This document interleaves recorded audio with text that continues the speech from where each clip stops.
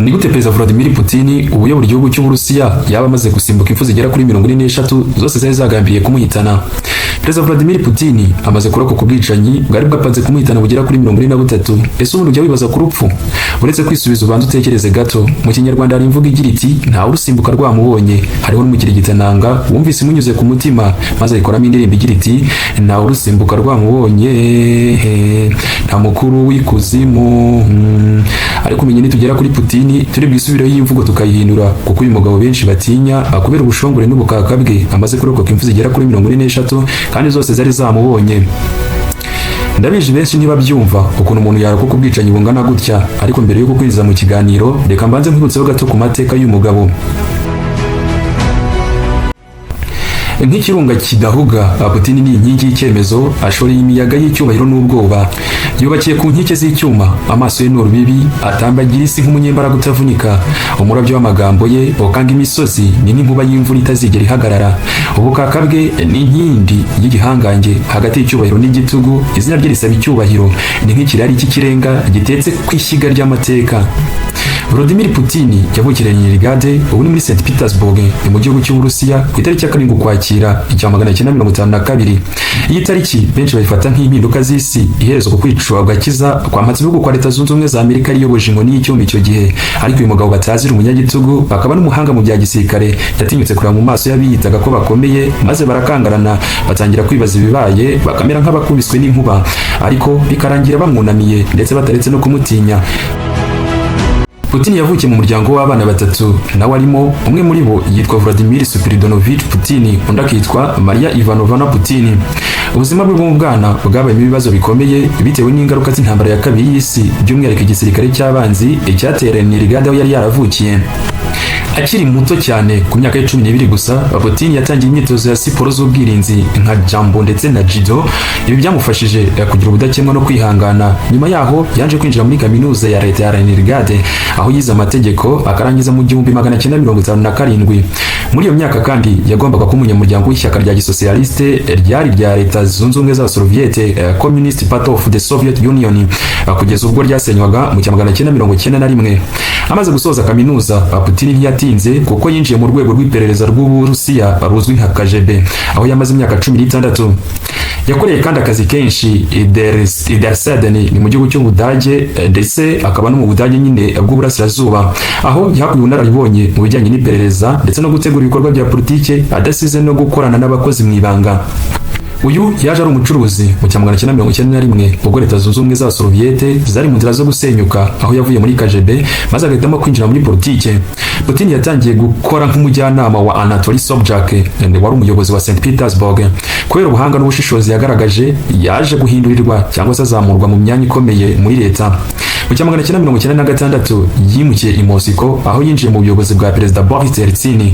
Yabaye umuyobozi w'ishami rishinzwe abakozi b'ibiro bya Perezida. Nyuma yaho aza kuba umuyobozi w'ikigo cy'umutekano w'igihugu FSB, Federal Security Service, gisimbura KGB, ndetse muri Kamena no muri Kanama 1999 Yeltsin yamugize minisitiri w'intebe.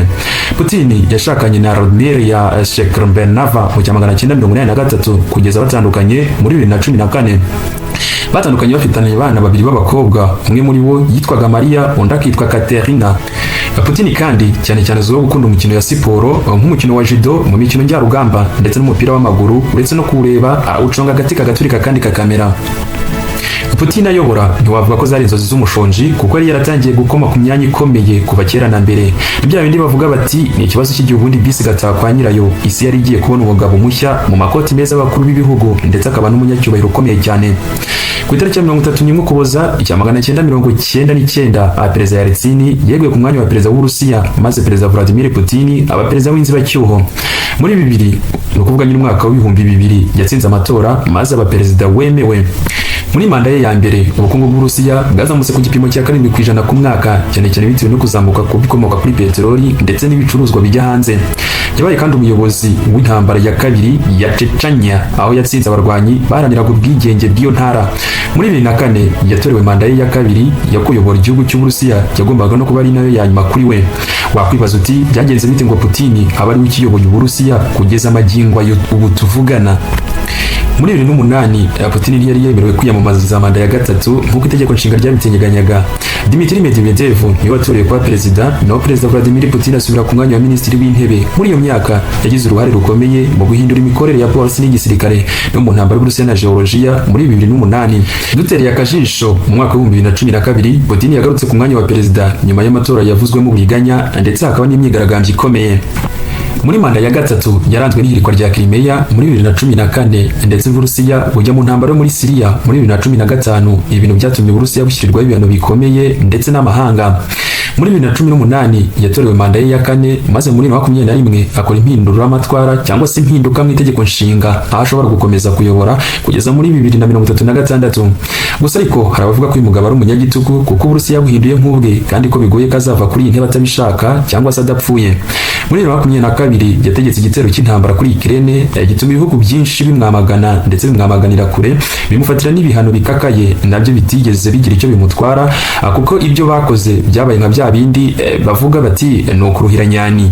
Ubuzima bwa Vladimir Putin ni inzira ndende kuva kuri KGB kugeza abaye perezida w'Uburusiya. Yagize uruhare rukomeye mu miyoborere y'igihugu, agaragaza n'imbaraga nyinshi mu gukomeza kugundira ubutegetsi. Nubwo afata nk'umuyobozi washubiza Uburusiya ishema ryabwo, aracyanengwa cyane kubera ubutegetsi bugizwe n'igitugu, guhonyora ubwisanzure bwa politike ndetse no gufata ibyemezo by'ubushotoranyi ku rwego mpuzamahanga. Kugeza muri 2025 Putin aracyari umwe mu bayobozi b'isi bagira uruhare runini mu buzima bwa politike ndetse n'ubukungu bw'isi. Guhitamo uyu muyoboro ni iby'ingenzi kandi turabibashimira. Burya ngo urubanza rw'inzoga rucibwa no kuyinywa, amakuru nayo ashoborwa no kuyasesengura. Nagutegura ibintu byinshi kuri za operation zari zigamije guhitana Putin n'uburyo yagiye azirokoka. Ubu nawe wamaze kwegera hano cyangwa se wamaze guca akabogi, wamaze no kwegera intango, ngahegere hino tuganire. Kuba perezida w'igihugu ni akazi gakomeye cyane karimo n'ibyago byinshi. Ibi nta muntu ubizi kurusha Vladimir Putin kubera ku myaka 20 yarakoze ubwicanyi bugera kuri 43 butandukanye bwose bwashakaga kumuhitana, aho yagiye cyangwa se aho hagiye hakoreshwa uburyo butandukanye nk'uburozi, ibisasu, imbunda n'ibindi bitandukanye, ariko byose akabisimbuka. Ngaho ntiza amatwi ubundi nkusobanurira uko Putin yabashije kurokoka ubu bwicanyi bwose. Putin afite uburyo butandatu bumurinda kuba yakwicwa cyangwa se kuba umutekano we wahungabanywa, bwamenyekanye ku izina rya 6 layers of security. Inzego 6 z'umutekano zihariye zikaba zinakoresha ikoranabuhanga. Bivugwa ko nibura buri mwaka perezida Vladimir Putin arokoka ubwicanyi bumwe buba bwashakaga kumwirenza. Izi nsanganye zose zimubaho, ariko afite umutekano wizewe kandi ucunzwe ku rwego rudasanzwe. Ibi biterwa n'uko ingabo ze zikora imyitozo ihagije irebana no kurwana ndetse no kwita ku bibazo bya buri munsi bye. Bumwe muri ubu bwicanyi buba bwateguwe kinyamwuga, ariko Putin aratandukanye cyane kuko ubwo bwicanyi bwose yabashije kuburokoka. Putin yatangiye kugerwa amajanja nyuma gato yo kuba perezida mu 1999, aho hari hateguye ubwicanyi no mu mafiya w'Umurusiya. Iki gitero cyari cyateguye mu buryo buhambaye, aho aba mafiya bari bafite abantu b'inzobere mu gutegura cyangwa se bafite ubumenyi mu bijyanye no gutegura ibisasu cyangwa se kubitega. Bombe yari yashyizwe mu nzira, yari yitezwe kiri bunyurwemo na Putin.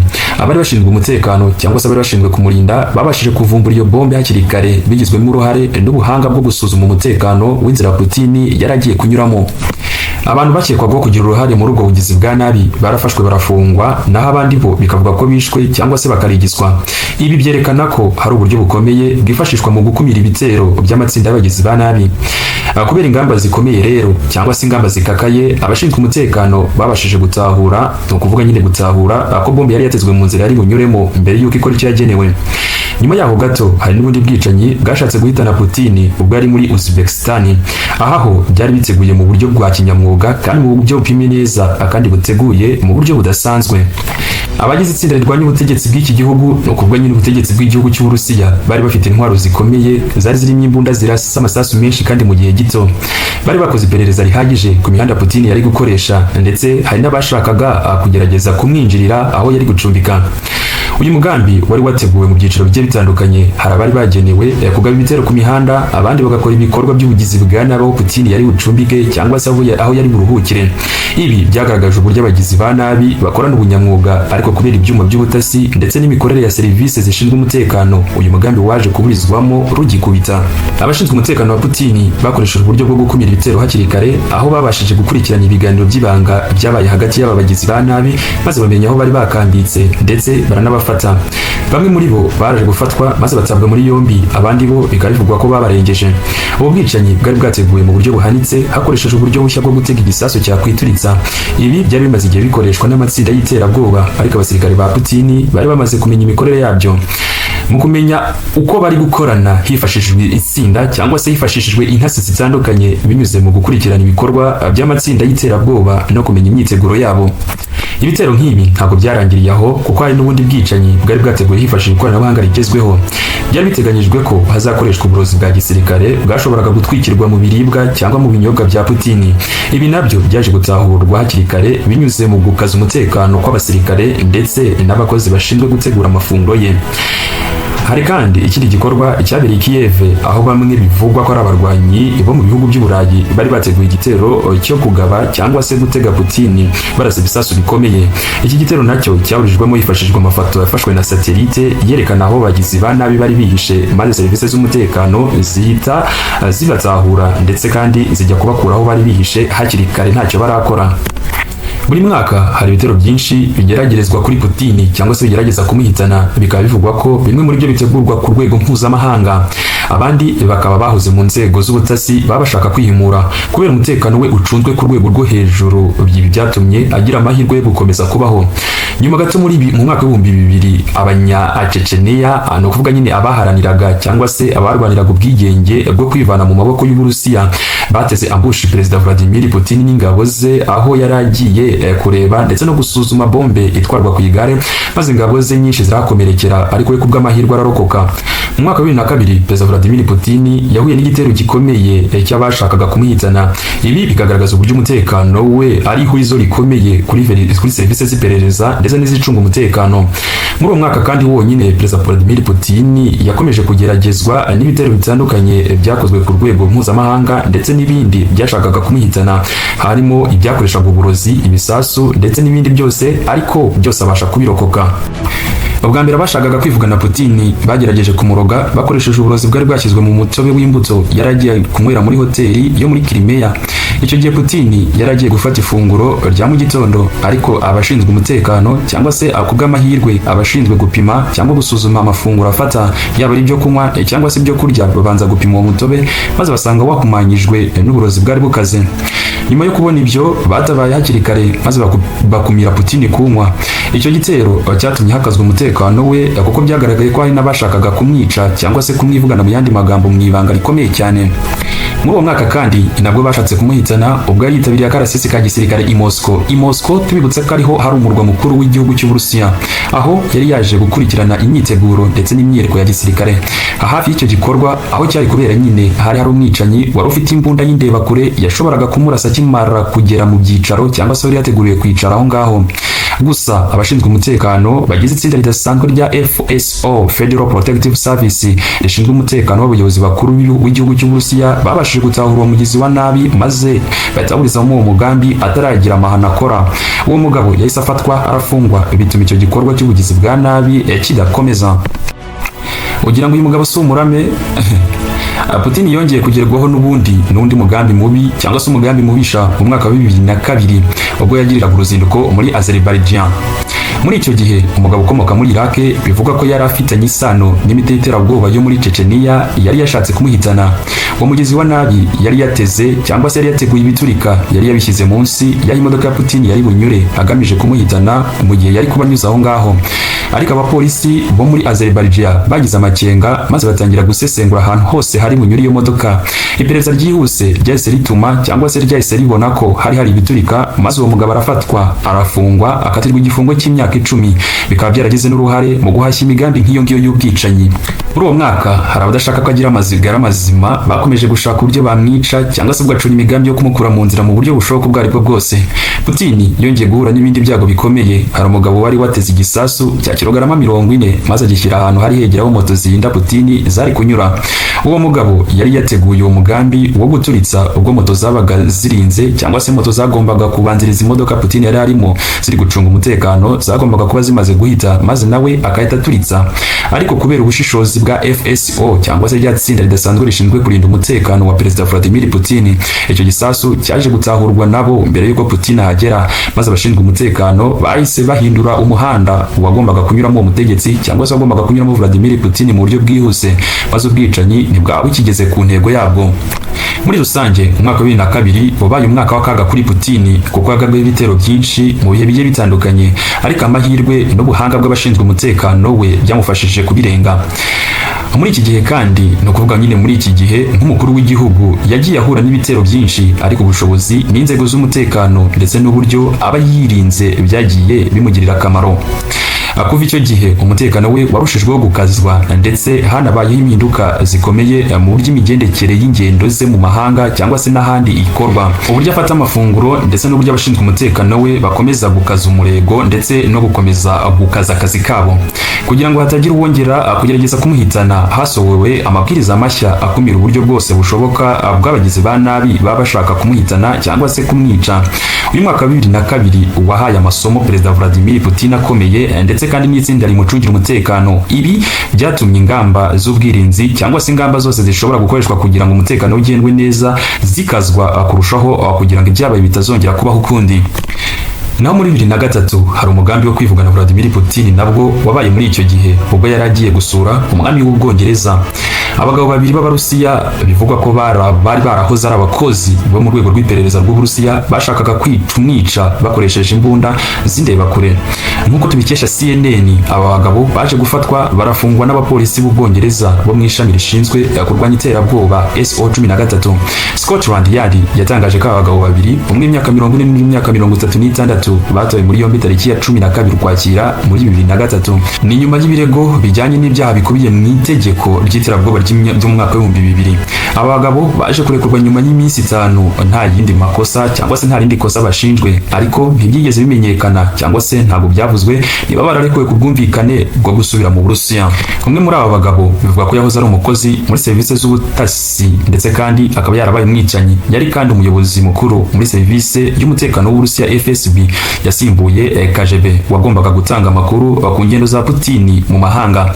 Ishami SO13 ryamenyeshejwe ibi nyuma yo kubona amakuru atanzwe n'uwahoze ari umukozi wa FSB Alexander Litvinevenko, nyuma y'uko umwe mu bagize uwo mugambi amwegereye. Litvinevenko kandi wahungiye mu Bwongereza mu mwaka wa 2000 yavugaga ko aba bagabo bombi ko ari babiri bashaka gukorana n'abarwanya ubutegetsi bwa Perezida Vladimir Putin bari mu Bwongereza kugira ngo babishyire mu bikorwa uwo mugambi wo kumuhitana. Gusa inzego z'ubutabera zavuze ko nta bimenyetso bifatika byagaragaye muri iki kibazo. Muri Kamena 2003, mbere y'uko uyu mugambi uvumburwa, Perezida Vladimir Putin yagira uruzinduko rw'akazi mu Bwongereza, aho yakiriwe n'umwamikazi Elizabeth wa kabiri. Icyo gihe Putin n'umwamikazi Elizabeth wa kabiri baganiriye ku kibazo ndetse baganira ku bintu byinshi byerekeranye intambara yari kuba muri Iraq. Ibi kandi babiganiriyeho maze baza kugaragaza ubushake bwo gukorana, nubwo hari harimo itandukaniro mu myumvire kuri iki kibazo cya Iraq. Mu mwaka wakurikiyeho, FSO ryatsinda nyine rishinzwe kumurindira umutekano mu buryo bwihariye ryavumbuye uburozi mu biryo Putin yari buze kurya. Ahangaha yari yagira uruzinduko mu bindi bihugu. Hatitaye ku bateguye ifunguro, ikizwi nuko ibyaryo biba byabanje gupimwa neza, ariko ibi ntibyabujije kwifashishwa n'abagizi ba nabi ngo bashaka uburyo bamuhitana bakoresheje amafunguro. Nyamara icyo batazi nuko ibiryo byose arya biba byabanje gusuzumwa neza kandi n'inzobere. Ubwirinzi bwa Perezida Putin ni bumwe mu bwirinzi bukomeye ku isi, aho arindwa n'umutwe wihariye uzwi nka Federal Protective Service FSO twavuze haruguru, wamutabaye inshuro zitari nkeya. Uyu mutwe kandi ushinzwe kurinda ibikorwa byo mu Burusiya, ariko cyane cyane ukarinda Perezida Vladimir Putin. Akazi kabo karakomeye cyane kandi ntabwo koroshye kumenya, nta nubwo byoroshye kumenya ingengo y'imari ishorwa muri iyi serivisi, kuko nta igaragazwa. Aho wasoma hose nta ushobora kuyigaragazwa mu buryo buzwi rusange. Ibi bivuze ko nta makuru aharagaragaza amafaranga akoreshwa kuri uyu mutwe, bikaba umwihariko kubigeze cyangwa se ko barinda cyangwa mu bari muri uyu mutwe urinda umukuru w'igihugu w'Uburusiya, cyane by'umwihariko Vladimir Putin. FSO bivuga ko ikoresha abantu bagera ku 50,000 bagira imyitozo ikakaye kandi ikomeye ku rwego ruhambaye kugira ngo babashe kugira ubushobozi bwo gukumira ibitero cyangwa se icyo cyose cyahungabanya umutekano wa Putin. Imyitozo yabo igizwe n'ibikorwa bikakaye byo gukumira ibitero, guhagarika abakekwaho ndetse no gutahura ibyago cyangwa se ibintu byose bishobora kubangamira umutekano wa perezida. Nubwo imyitozo ikomeye ariko nta kitwaye ugereranyije n'ikoreshwa cyangwa se imyitozo ikorwa n'abasirikare bibanga ba Perezida Vladimir Putin. Mu mwaka wa 2012 Perezida Vladimir Putin yasuye Ukraine, maze ubwo yari mu rugendo abagabo babiri bipfutse mu maso barafashwe bashinjwa gushaka kumwica. Abo bagabo bari bafite ibiturika byinshi byari byateguriwe gushyirwa ahantu hatandukanye kugira ngo bize kumuhitana. Gusa yamahirwe ya Putin atajya yiburira, abapolisi bo muri Ukraine baje gutahura icyo gikorwa mbere yuko kiba, maze abagabo barafatwa. Ibi byagaragaje uburyo uburinzi bwe bukomeye ndetse bukorana bya hafi mu kumurinda. Ubwirinzi bwa Putin bugizwe n'ibyiciro bitandukanye, ariko igihe hari nuko bushyirwamo ingengo y'imari nini nubwo bitagaragazwa ku mugaragaro. Ibi bituma FSO ibi umutwe udasanzwe wo kurinda umutekano w'igihugu ndetse n'umutekano by'umwihariko wa Perezida Vladimir Putin, kandi bigatuma bigorana kuba hari washobora kumugirira nabi.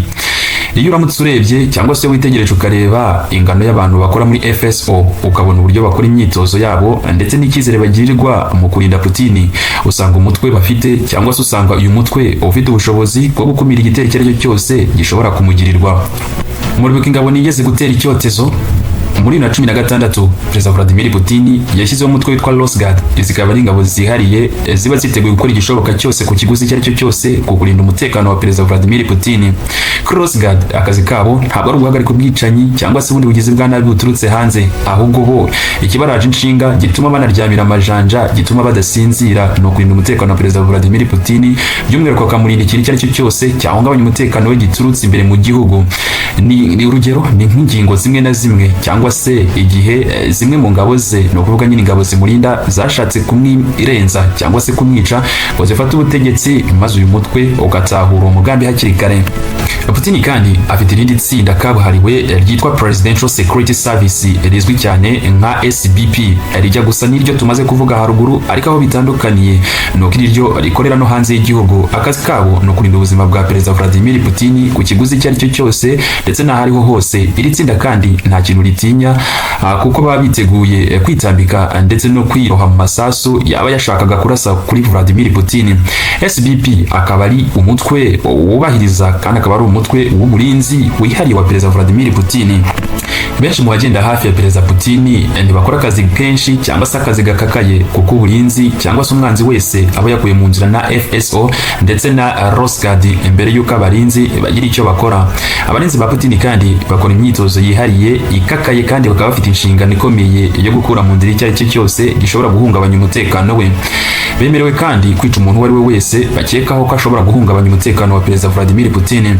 Abarinzi ba Putin ntibakora nka polisi, kubera ko baba baratojwe kurinda mu buryo bukomeye, rimwe na rimwe bitabasaba gukoresha imbunda cyangwa se gukoresha intwaro. Bamwe mu barinzi ba Putin bize imitekerereze n'imiterere y'umuntu, bakaba bafite ndetse n'amahanga y'ikirenga akomeye mu mutwe udasanzwe w'igisirikare cy'Uburusiya. Biga kandi neza kumenya no gusobanukirwa ikintu cyose cyatuma umuntu akekwaho kuba mubi, nko kureba cyangwa se kwitegereza umuntu, ukitegereza ibintu akora cyangwa se amageste, ibyo twita amageste mu ndimi z'amahanga, ugasesengura uko umuntu akoresha isura ye ukaba wamenya icyo atekereza. Putin kandi ntiyemerera abarinzi be kuba bagaragaza akantu na gato k'intege nke, nk'urugero nko mu gihe cy'ubukonje ntibaba bemerewe gutitira cyangwa se mu gihe cy'izuba ngo babiri ibyuya.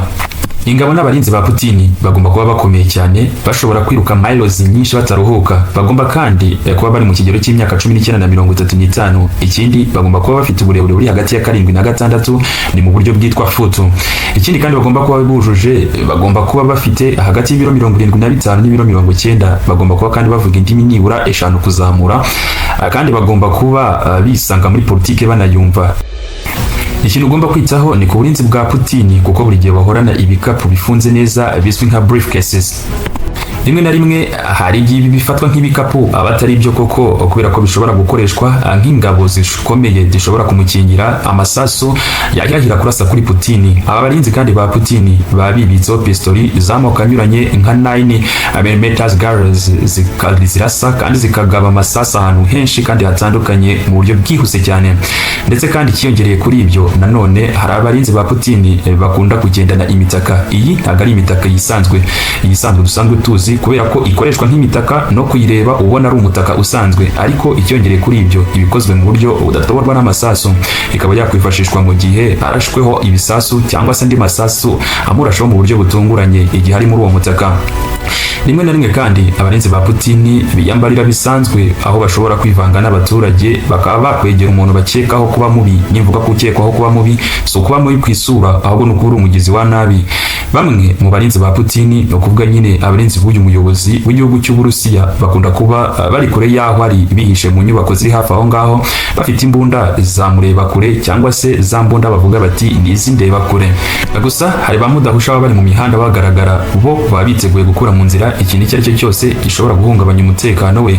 Hakaba n'abandi baba bihishe cyane kure mu buryo udashobora kubimenya. Iyo ubirebye ubugira ngo bari kurindwa nabo mu mihanda gusa, nyamara si bo gusa kuko hari n'abandi baba bihishe ariko bafite indeba kure nabo bari kumucungira umutekano.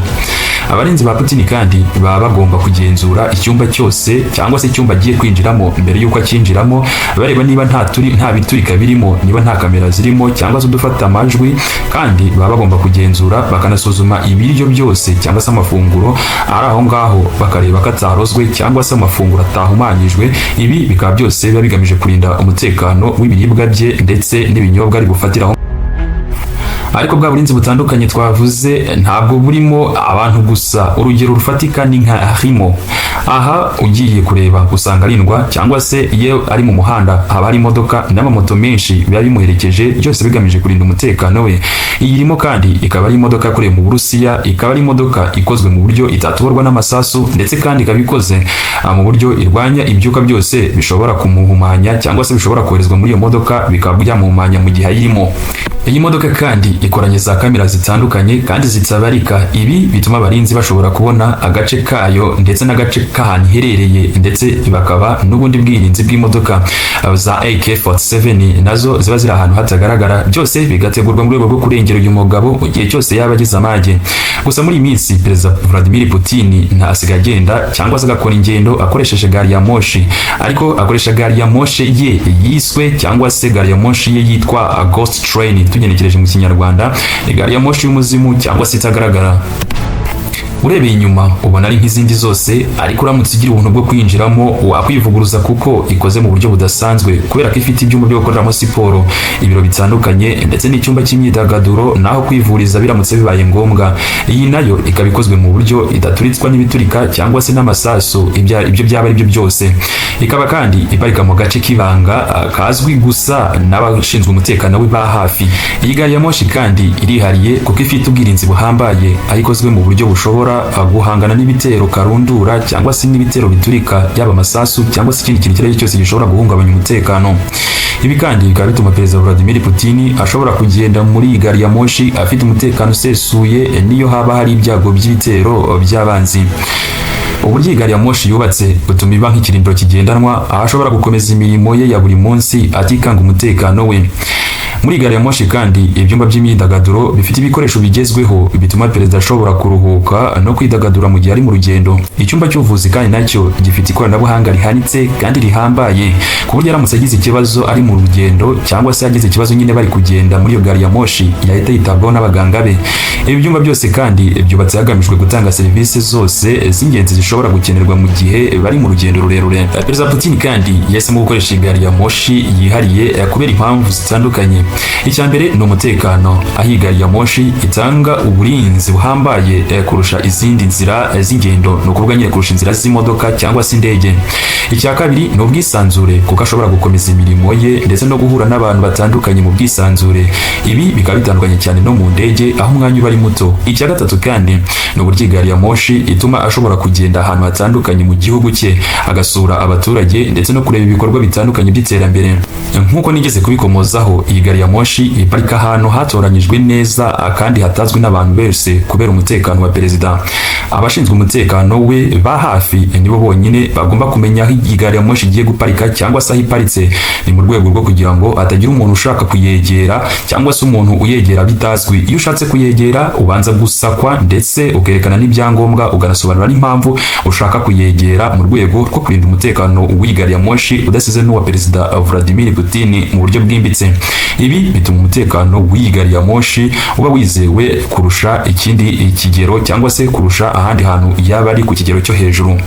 mu gihe isi igenda ihinduka kandi umutekano ukaba ikibazo gikomeye ku bayobozi by'umwihariko abakuru b'ibihugu, gukoresha uburyo bwa gari ya moshi bitanga icyizere ku mutekano n'ubushobozi bwo gukomeza imirimo ya buri munsi nta nkomyi. Perezida Vladimir Putin, nk'umwe mu bayobozi bakuru b'isi, yagaragaje ko guhangana cyangwa se guhanga udushya mu bijyanye n'ubwirinzi n'umutekano ari ingenzi mu gukomeza kuyobora igihugu cye mu ituze n'umutekano usesuye. Perezida Vladimir Putin kandi mu rwego rwo gukomeza umutekano we mu ngendo z'ikirere akoresha akajugujugu yihariye yo mu bwoko bwa MR-80. Iyi kajugujugu kandi irasa neza na kajugujugu z'ingabo z'Uburusiya, ariko iyi kajugujugu ikaba itandukanye, ikaba inihariye kubera ibikoresho byihariye by'umutekano n'ikoranabuhanga bihanitse biyirimo. Iyi ndege ya Perezida Vladimir Putin ifite ibirahuri bidatoborwa n'amasasu, bikaba biyifasha gukumira ibitero bishobora kuyigabwaho igihe iri mu kirere.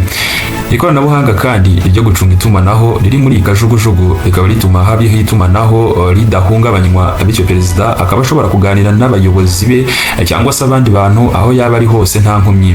Byongeye kandi iyi kajugujugu ifite ubwirinzi bukomeye bwo kwirinda za misile ziremereye. Ibi bikaba bituma ishobora kwirinda ibitero by'indege z'abanzi zishobora kuyigabwaho igihe iri mu kirere, cyangwa se ibindi bikoresho by'intambara byifashishwa mu kurwana mu kirere byose ntacyo bishobora kuyikoraho. Iyo iyi kajugujugu iri kugenda cyangwa se iri mu kirere, igenda iherekejwe n'izindi ndege z'intambara zizwi nka fighter jets, benshi bakunze kwica uducurama. Izi ndege kandi zifite inshingano zo kurinda iyi kajugujugu ya perezida, zikaba zayikurikiranira hafi kugira ngo zikumire icyahungabanya umutekano wayo. Ubu buryo bwo guherekezwa n'izindi ndege z'intambara butuma umutekano wa perezida wizerwa ku kigero cyo hejuru mu gihe ari mu ngendo zo mu kirere. Aha hari ikibazo cyo kwibaza: iyo Perezida Vladimir Putin agiye kujya mu bihugu bya kure y'Uburusiya, akoresha iyihe nzira kugira ngo umutekano ukomeze kwizerwa? Mu ngendo zo mu mahanga cyangwa se ingendo mpuzamahanga, Perezida Vladimir Putin akoresha indege yihariye izwi nka IR-96-300PU. Iyi ikaba ari indege yihariye ifite ikoranabuhanga rihambaye kandi ikoranabuhanga rihanitse. Iyi ikaba iri mu bikoresho by'itumanaho bihambaye kandi ibikoresho bikoranye ikoranabuhanga nyine ryizewe. Ibi bikoresho kandi nabyo biba bigomba guhangana cyangwa se kuba bishobora guhangana na misile ziturika na misile ziremereye ndetse n'ibindi bikoresho by'umutekano. Nk'uko kajugujugu ye iba ifite ubwirinzi bukomeye, iyi ndege nayo iba ifite ubwirinzi bwo kurinda umunyine mukuru w'igihugu, kandi ikaba ishobora kuba yizewe kuko iba igenda gukora ingendo za kure y'igihugu cyangwa se kure nyine y'Uburusiya. Ibi bigatuma perezida ashobora kuyigendamo afite umutekano usesuye aho yaba ariho hose ku isi igihe ayirimo. Muri iyi ndege kandi harimo ibyumba by'imyidagaduro, naho perezida ashobora kuba yaruhukira cyangwa se ashobora kuba yakorera imyidagaduro igihe cyose ari mu rugendo. Hari kandi ibiro byuzuye, ibi bikaba ari ibiro ashobora gukomerezamo imirimo ye ya buri munsi igihe ari mu kirere. Ibi byumba byose kandi byubatse hagamijwe gutanga serivisi zose z'ingenzi zishobora gukenerwa mu rugendo rurerure. Ibi bikaba byemeza ko nta kintu na kimwe kibangamira cyangwa se ishobora kubangamira imikorere ya perezida igihe ari mu rugendo. Uretse indege yihariye yari mugiye mu ngendo zo mu mahanga, aherekezwa n'itsinda ry'abashinzwe umutekano biba hafi ndetse n'abandi bakozi bo mu nzego z'umutekano z'Uburusiya. Ibi bituma umutekano ukomeza kuba ndakemwa. Niyo yaba ari mu bihugu by'amahanga, iyo ageze mu gihugu cy'amahanga, inzego z'umutekano zaho, ni ukuvuga nyine inzego z'umutekano z'igihugu agiyemo zifatanya n'itsinda rye mu gucunga umutekano we. Ibi bikorwa hagamijwe gukomeza gukumira icyamuhungabanyiriza umutekano. Muri iyi ndege kandi hagiye hatatsemo ibintu bigiye bidasanzwe, nk'urugero muri za gym ndetse n'ahandi hose iyo ukubise amaso ubona hatatse amazahabu, ni zahabu gusa uba uri kugenda wirebera. Ntutungurwe nuko iyi ndege Putin agendamo akayabo kayo kangana na miliyoni 550 z'amadolari ya Leta Zunze Ubumwe za Amerika. Ubu bwirinzi bwose bwiswe 6 layers of security butuma Putin aba ndakorwaho kuba yakwicwa, ubuzima bwe bukaba bufatwa nk'ubwa mbere koko. Putin amaze kurokoka nk'uko twabivuze ubwicanyi bugera kuri 43. Ibi bikaba bivuze ko akeneye ubwirinzi bwose kuko akunze kugerwa amajanja cyane. Kuva Perezida Vladimir Putin yatangiza intambara yeruye kuri Ukraine muri 2022, ubuzima bwe bwarahindutse cyane ku bijyanye n'ingendo mpuzamahanga. Mbere y'uko intambara itangira, Perezida Putin nk'umuyobozi wamenyekanye mu kugira ingendo nyinshi mu mahanga, yasuraga ibihugu bitandukanye biri ku mugabane w'Uburayi, Aziya na Amerika y'Amajyepfo ndetse n'ahandi. ariko uko imyaka igishize yagiye igenda byagaragaye ko ingendo yagiye zigabanya. Ibi byahinduye isura. Ibihugu byinshi byo muri Amerika ndetse no mu Burayi byamufatiye ibihano birimo kumubuza gukandagira ku butaka bwabyo ndetse no kubuza indege ze kunyura mu kirere cy'ibyo bihugu. Ubu muri uyu mwaka turimo wa 2026 Perezida Vladimir Putin ahanganye n'ibibazo bikomeye, aho kuba perezida w'igihugu kinini nk'Uburusiya bimugira umuntu uhigwa bukware n'abanzi be. Kuba intambara na Ukraine yatangira, ibihugu byinshi byo mu burengerazuba byatangiye kumushinja ibyaha by'intambara ndetse n'impapuro z'inzira zasheshwe n'urukiko mpanabyaha mpuzamahanga rwa ICC zisubiza cyangwa se zimusabira gutabwa muri yombi. Ibi byatumye arushaho kwitwararika ndetse bigira n'ingaruka ku myitwarire ndetse no ku buzima bwe bwa buri munsi. Gusa nubwo ibyo byose byabaye, Putin ntiyigeze acika intege cyangwa se ngasubira inyuma ku cyemezo cye cyo kugaba igitero kuri Ukraine, ahubwo yagumye mu mwanya we ashyira imbaraga mu bwirinzi bw'Uburusiya ndetse no gukomeza akotsa igitutu amahanga. Nubwo ingendo ze zo mu mahanga zahungabanyijwe, ntiyacitse intege mu bijyanye n'itumanaho ndetse no gukorana n'abandi bayobozi. Yasimbuje ingendo zo mu mahanga, ibiganiro binyuze kuri video cyangwa se kwakira abayobozi ku butaka bw'Uburusiya cyane cyane Moscow cyangwa i St Petersburg. Nyuma y'ibi byose ushobora kwibaza uti ese azakomeza kwihangana cyangwa se azatungurwa n'ibihano bikomeje kwiyongera? Igisubizo cy'iki kibazo gishobora kugenda gihinduka uko igihe kigenda. Ariko icyakora cyangwa se igikomeje kugaragara nuko Vladimir Putin ari umuyobozi udakunda gusubira inyuma, akaba afite ubunararibonye mu miyoborere y'Uburusiya ndetse akaba amaze n'imyaka irenga 20 ari ku butegetsi.